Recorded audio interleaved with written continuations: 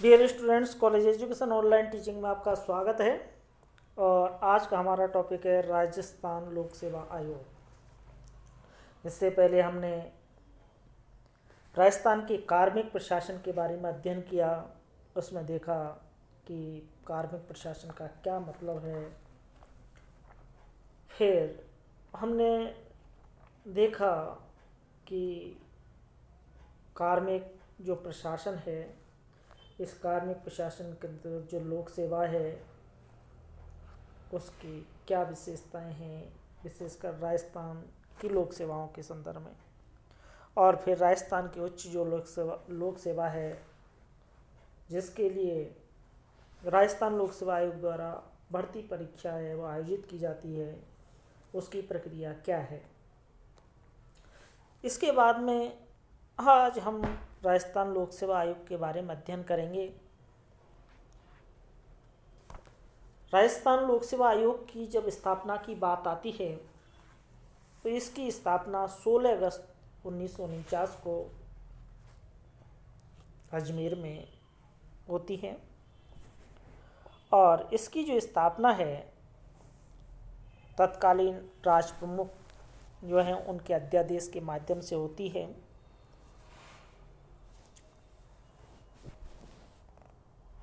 ये जो संस्था है वो एक संवैधानिक संस्था है।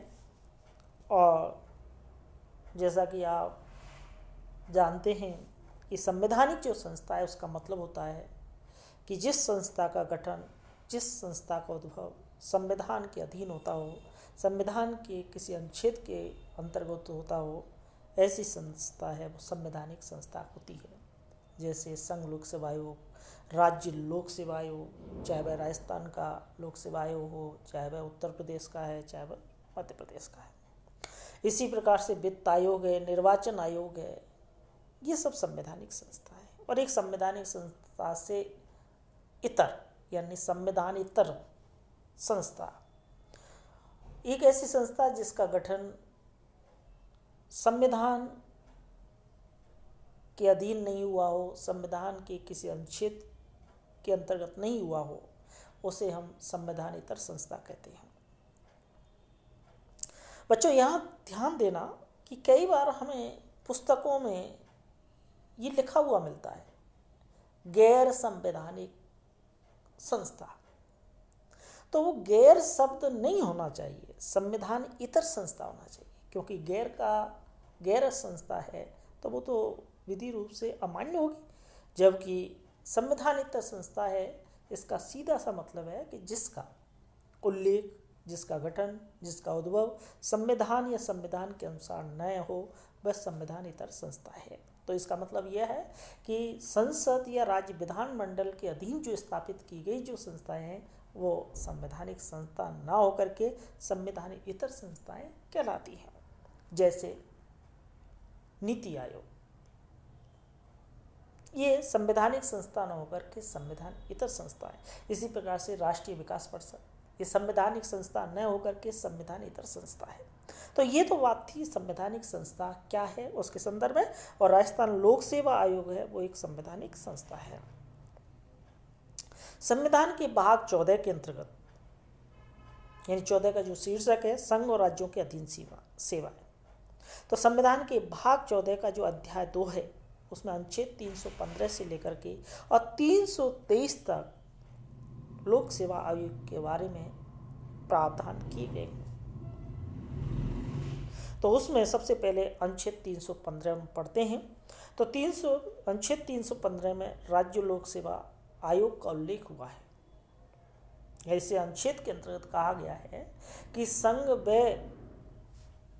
राज्यों के लिए एक लोक सेवा आयोग होगा।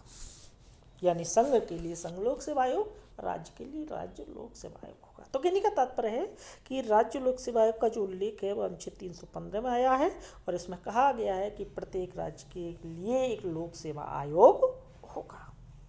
तो इस प्रकार से अनुच्छेद 315 में इसका उल्लेख आता है। 316 के अंतर्गत नियुक्ति और पदावधि के संदर्भ में प्रावधान किया गया है। यानी अध्यक्ष और सदस्यों की जो नियुक्ति है वो किसके द्वारा की जाएगी, सवाल ये आता है। तो राज्य लोक सेवा आयोग की जो अध्यक्ष और सदस्यों की जो नियुक्ति है वो राज्यपाल के द्वारा की जाती है। पदावधि का जब प्रश्न आता है तो पदावधि के संदर्भ में अनुच्छेद 316 में ये प्रावधान किया गया है कि राज्य लोक सेवा आयोग के जो अध्यक्ष और सदस्य हैं वे अपनी नियुक्ति तिथि से लेकर के 6 वर्ष तक या 62 वर्ष की आयु जो भी इनमें से पहले होती है तक नियुक्त किए जाएंगे। अर्थात कहने का तात्पर्य है कि वो 6 वर्ष या 62 वर्ष की आयु तक अपने पद पर रहते हैं। अब सवाल आता है कि आयोग में वर्तमान में स्वीकृत पद जो है अध्यक्ष और सदस्यों के वो कितने हैं। तो वर्तमान में अध्यक्ष सहित कुल 8 पद हैं, यानी 1 अध्यक्ष और 7 सदस्य हैं वो आयोग में स्वीकृत पद हैं। अगला सवाल आता है कि आयोग के अध्यक्ष सदस्य के लिए योग्यता कितनी हो या क्या क्या योग्यता होनी चाहिए। तो संविधान में विस्तृत रूप में इनकी योग्यताओं के बारे में वर्णन नहीं किया गया है।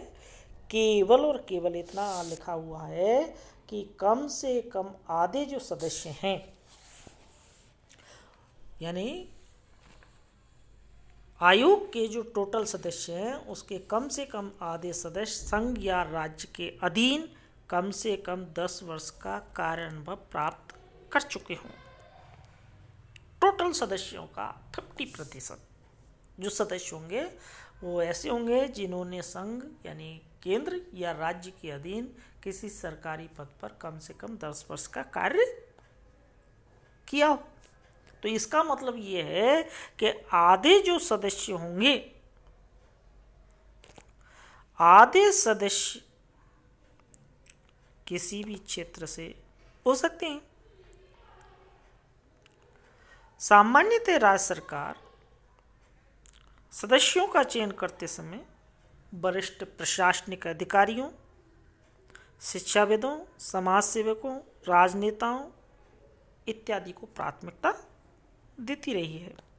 तो कहने का तात्पर्य है कि योग्यता का जब सवाल आता है तो संविधान में केवल इतना ही वर्णित किया गया है कि आयोग के जो सदस्य हैं उसके कुल सदस्यों के कम से कम जो आधे सदस्य हैं वो संघ और राज्य के अधीन कम से कम 10 वर्ष का कार्यानुभव प्राप्त कर चुके होंगे, ऐसी उनकी योग्यता बताती है। फिर बात आती है कि शपथ कौन दिलाता है।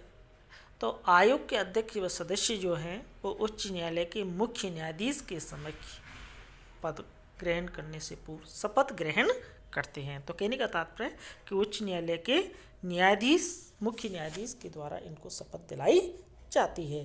तो इस प्रकार से हमने देखा कि राजस्थान लोक सेवा आयोग की स्थापना कब हुई थी, राजस्थान लोक सेवा आयोग किस प्रकार की संस्था है, फिर उसके अध्यक्ष और सदस्य हैं उनकी संख्या कितनी है, उनकी नियुक्ति कौन करता है, शपथ कौन दिलाता है, इत्यादि बातों का हमने अध्ययन किया।